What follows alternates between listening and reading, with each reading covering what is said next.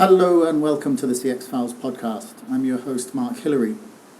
Kearney and Ted Nardin are both co-founders of Fifth Talent, based in the US. Fifth Talent focuses on helping companies to make work more meaningful.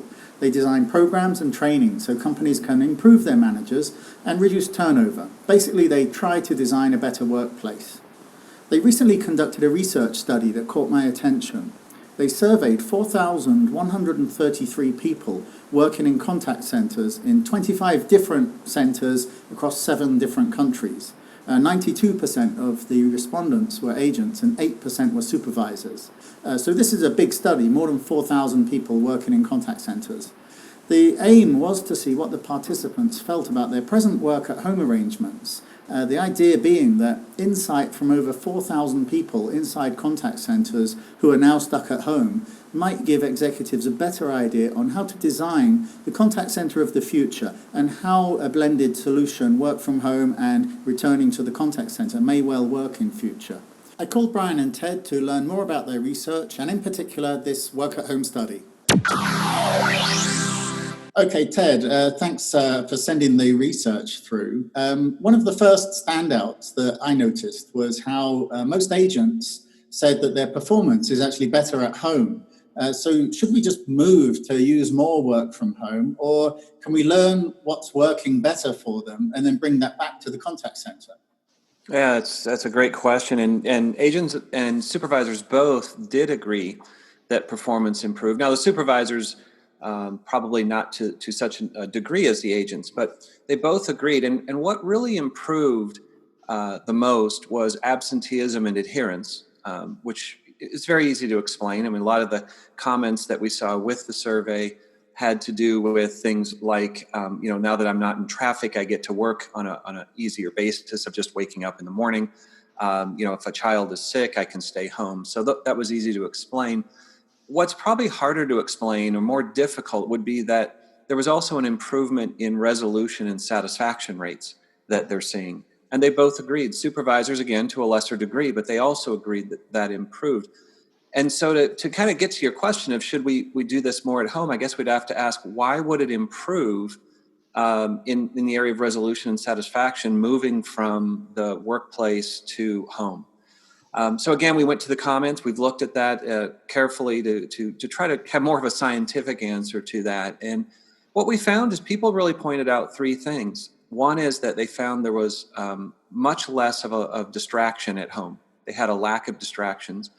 The second was that they had significantly less stress.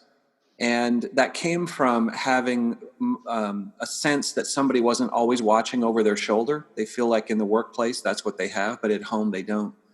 And then finally, the big one was that they felt a sense of independence, that they were on their own, a sort of autonomy, that I actually have to be self-reliant. So you kind of add all these together, it would appear to us that moving home, you kind of become more of that employee that we all want to be, which is the sense of autonomy and ability to rely on yourself and to just interact with the customer. So we wonder why you can't do that in the office. I'm not sure. I mean, we have to look at each of the offices, and I think it's a great point to wonder how do you bring that back in. But to get to your point about do we do more of this, there was a huge opportunity recognized in this pandemic to do more work at home, and it is working for the most part. And it's a triple win. It's a win for the employee. It's a win for the customer. It's a win for the company. There's even a fourth win, and it's a win for the environment. And the question, though, in all of this is, can we sustain it over a period of time? Will this change? Will people not really kind of glue themselves to this model, or will it fall apart, so to speak? And we have a couple of clues. One is that in the past 10 years, there's been a heavy push towards work at home, in particular the contact center industry, and it just hasn't moved that much. I mean, there's been growth, it's gained some, but it's not become something that we all look at as we do today, where everybody's working at home. And so we wonder, why is that? In fact, a lot of companies pulled back from their work at home. But the other clue came from our survey, which is that not everybody wants to work entirely at home. In fact, more people really wanted more of a mix. And so while we had comments, we asked the question, why did you choose what you did, when we asked them what you would like to have in terms of the amount of time you work at home versus the office. And we asked them to explain that. And we got comments like, I dreamed of working at home last year and I can't believe this happened.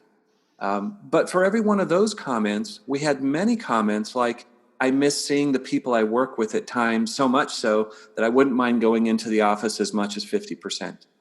I can still see my coworkers, and I want to see the important stuff with my supervisor face to face. So I think there's a little bit of a question as to, is it sustainable, both from what people want and from other reasons, perhaps technology, PCI, and such. So hope that answered your question.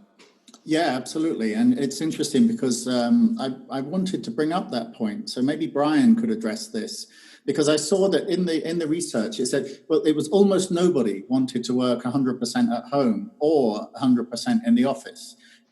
So does this mean that there's a sort of a demand for a new era of flexibility, maybe half and half, and leading on from that, does that mean that within the contact center industry, we could see the size of the centers actually being reduced, but providing the same level of cover? Yeah, I guess the simple answer is I do think we're going to see this grow in popularity, this mixed model.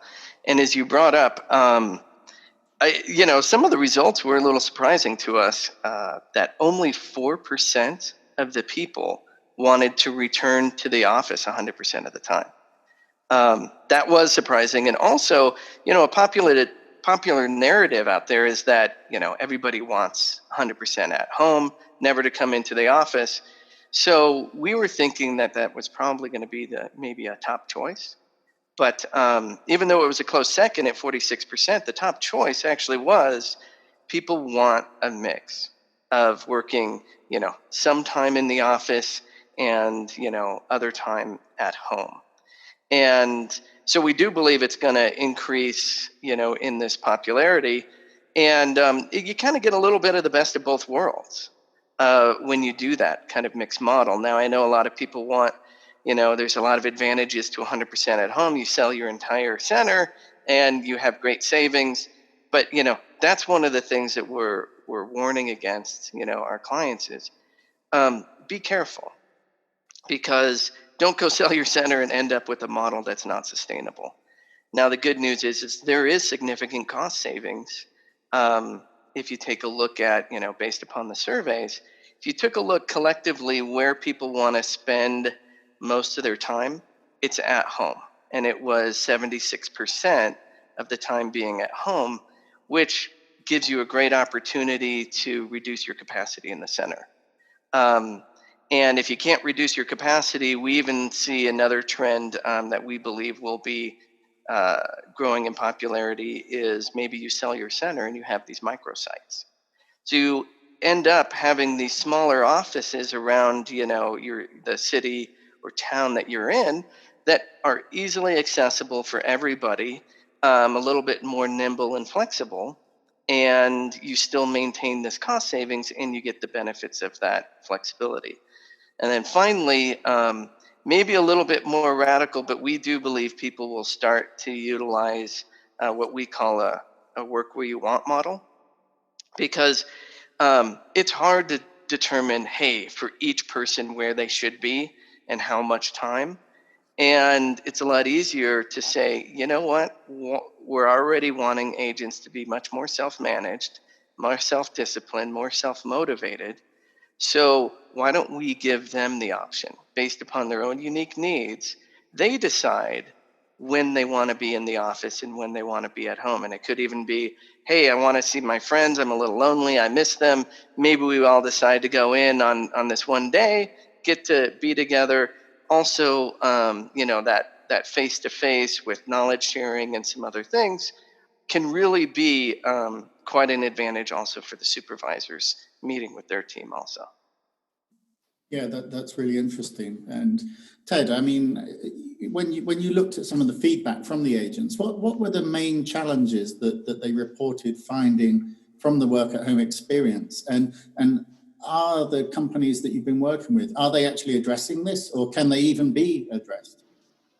Some of the companies are addressing them, and some are in the process of it, just as we all are in the industry.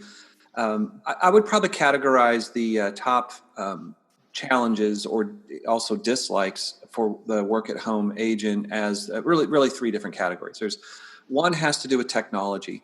It didn't matter that we looked at 7 different countries because all those countries, believe it or not, had one thing in common, and that was they had internet and power issues. The US was among them. That the top reason for not liking working at home was the power grid failures, the internet failures, those types of things. It was a technology issue. But along with that was the responsiveness of their own IT departments. They don't particularly think that they're getting quick support for tool outages and those types of things like they did when they were in the center. Then you have another category around things like getting support for helping the customer, supervisor support, escalation support. It just isn't as easy to have for the agent. So that was a top dislike. But then there's a large bulk of what I would call humanistic issues. And that's, for example, like lack of meeting others face to face, lack of meeting others who become part of their social life. A lot of people voiced that they had a desire to collaborate with others and found it difficult to do from home. And while technology can help with all of these things, I think you can only get so much of that through computer-mediated communication. Those we found who are thriving the most at home, those who seem to think they would be able to stay there the longest, were those who were able to connect with their family, their neighbors, their local community, and felt really well positioned socially outside of work, where work wasn't their sole source of the social need that they have. So those are the top issues. And I see people trying to accommodate these. Certainly they're getting better around helping them get better internet services. So companies are sponsoring, to get better internet services. There are some companies who are doing in-home checkups to help them. They're beefing up the IT group. Supervisors, we recommend, and people have been doing so, is to lower their scope of support so that they don't have as many people, they can give help quicker. But where we are really struggling the most is this humanistic part and the loneliness that people feel, the isolation.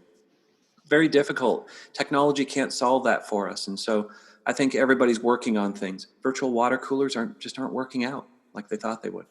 Yeah, especially when they're monitored. And that's one practice we don't want to see back in the center is people starting to monitor our water coolers. But, one other thing that really came out in the survey about the challenges is this, it takes additional effort to work with each other. A lot more effort for supervisors than it is even for the agents. The agents have more effort working with customers and working with their supervisor. But dramatically more effort the supervisor indicates working with their team remotely in their own manager. So, and this effort, takes its toll over time. Yeah. So it's not just a case of having a laptop and Zoom. There's actually a different culture and process of interacting. Very much so. Mm-hmm. Is this different? Brian, I was going to ask, is there a difference between the different types of agent and their role? I mean, perhaps like an agent that's doing social media support or chat support might be having a different experience to someone who's actually answering calls. Yeah, we did see some differences among, whether you're a chat agent or a phone agent. And we did see that a phone agent wants to be have more time spent in the office than a chat agent. And, based upon the comments and, some of our experience and in talking to clients, is we believe the case for that is because it requires less of a internet bandwidth. So a call takes a little bit more bandwidth. So they're going to have less issues from that standpoint. Plus, they're going to have an easier time in their workspace because they don't have to keep everything quiet. And when everybody's, now, in the household or, in the location, there might be other distractions, including how do I keep this, a quiet environment? And the chat agents don't necessarily have that kind of stress involved. What's also interesting is we saw that tech support agents wanted more time in the office compared to the care agents. And another reason for that, and looking at their comments, is because it's very much focused on, there's more of a stress on information and having, the right information and that knowledge. And they also commented that this whole idea of knowledge sharing with their coworkers was really important, that they do collaborate, not only with their supervisors, but with each other, with other agents and their coworkers. So there's a lot of informal knowledge sharing that they're missing out on. Yeah, that's interesting. And I guess then there must be a move to work out how to bring people back into the contact center, just because of even if they're going to share between some working at home and some working at the contact centers. So, I mean, Ted, how do they face this challenge now? I mean, bringing people back, maintaining social distancing, working out who actually wants to be back in the office. I mean, what kind of steps should they be taking? Yeah, that's a great question, and a lot of people are asking that question because it changes daily and weekly. We saw people moving, quite a few people back to the office in the past couple weeks, and some of them have stopped that and reversed that, and so it's very interesting. What we do know is that what Brian brought up about this idea of the mix or the work where you want sort of model, that seems to be appreciated the most, simply because agents and management has a choice. Study after study has been run over a period of time, last decade, and one thing that has really come out amongst each of these studies is that when you allow people to choose where they want to work and when they want to work there, they are able to make that fit for them because there are so many factors to consider. Brian brought up some, but it's things from I may not have the ability to have distractions or to limit distractions at home. I might have things going on where my internet doesn't work well. I'm in a rural area. There are a lot of things. Some people prefer to work in, some people want to work at home. That's just simple as that. But it also comes down to the type of work. So some work that's highly complex, as Brian was alluding to, that seems to have more of a preference for working in close proximity to each other. Likewise, a complicated training program seems to help or push people towards wanting to at least conduct the training face-to-face, maybe the mentoring period, also being in close proximity to others. The one thing I wanted to bring up about all of this is we talk about the agents, but really the supervisor is one that we should really think about as well. They really enjoy seeing their team face to face. And so when you also look at who should be brought in, you may want to also look at the style of the supervisor. They chose in our report more often to have people working in the office than did the agents themselves who are on their teams. So looking at all of this, it really comes down to a slow, measured choice by people. Allow them the opportunity to come in when they want to come in. I think that would be the best option. Yeah, and I mean, Brian, this research that we're talking about, the paper that you produced, you talked to over 4,000 supervisors and agents in 7 different countries. So, I mean, just finally then, based on that kind of feedback, quite a deep study, what would your advice be to the contact center executives that are now trying to build this roadmap back to some kind of normality? Yeah, interestingly enough, I would say just don't take our research and make decisions because it's different. It's different for every company, types of work, even different locations that a company, might have their centers, even, maybe some rural, maybe some in cities. It's interesting. We couldn't, blanket like these major differences among locations, but we do see among different companies, they do have some different needs from what their employees are doing and what they want. So number one, find out, do your own survey. And that's one of the things that, we're offering because we want people, hey, if you want to use our survey, you just contact us and we'll give you a link so you can provide that survey, at no cost to your people, so you can find out what's going to be the best for you and in each location. And then there's a lot of things going on where contact center leaders are trying to decide, well, I moved to an at-home, maybe model or dominant model. Do I need to change my people? Because certain people do a little bit better at home, who are more experienced, maybe more self-managing and self-motivated. But that's a pretty big challenge if you're going to start trying to switch out your people. So the good news is we believe, and there's good evidence to show, that these agents who are successful in the center can be successful at home. And number one, you see that they're performing better, at least initially, which is a great positive sign. And we think that, rather than the agents having to try and overcome the issues and these challenges themselves, we think there's a big opportunity for especially the supervisor to come in, and you need to train the supervisor, because this is very different. It's a very different model. You can't just do business as usual and think that it's going to be successful. So you train them on communication styles, how to better manage, on an individual basis, and how to reduce this effort and address the challenges, so that you're really developing these agents so that they are much more self-managed and being those types of individuals you want at home. So that's good news. And then also, if you can blend in this concept of a mixed model and you can start bringing some people back, we know there's challenges to that right now. You definitely have to have your legal and a whole cross-functional team help you with these decisions. But if you can start bringing some people back and start working on a mixed model, so it's only occasionally, you're getting that great connection back with them, back with the company, back with their coworkers, back with their supervisors.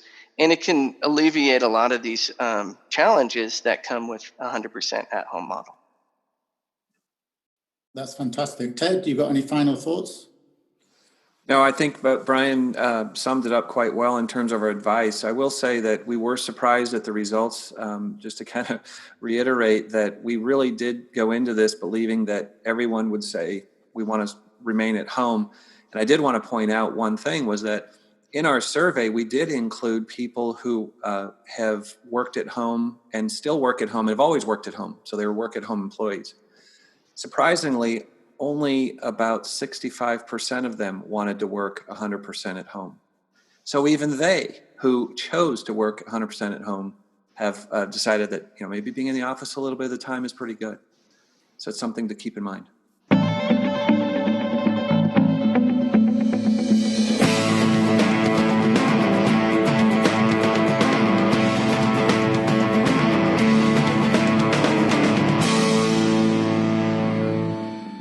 Thanks for listening to the CX Files podcast. Please take a moment to review the podcast, because this helps other listeners to find it. And if you have any suggestions, then get in touch with me on Twitter or LinkedIn. I'm @Mark Hillary with 2 L's, or just search Google for Mark Hillary.